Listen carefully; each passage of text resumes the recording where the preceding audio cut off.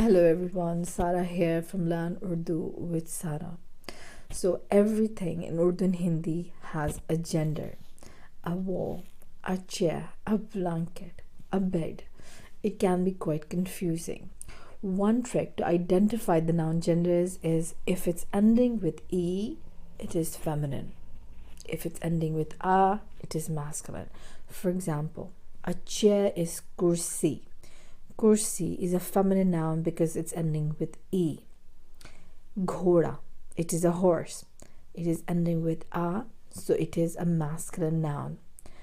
But there are exceptions to the rule as well. For example, jaga or dunya. These are ending with A, but they are actually feminine. Dunya is a world and jaga is area or space. This is also a feminine noun, but there are fewer in number.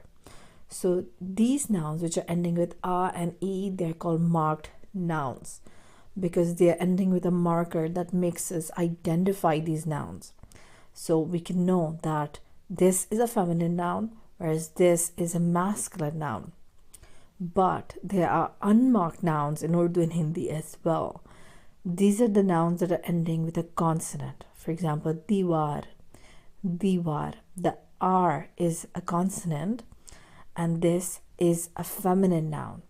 It's not easy to identify these nouns because they are ending with a consonant. They are not ending with R or E. In this case, you have to memorize and just learn with context. The noun genders are very important in Urdu and Hindi because everything depends on them, on their gender. It is a agreement system. So the verb conjugations, the possessive adjective, everything depend on the noun. So it can be very confusing for learners. And if you want to learn it in detail, I made some videos on nouns. I'll link them in the description box. Have a nice day. Goodbye.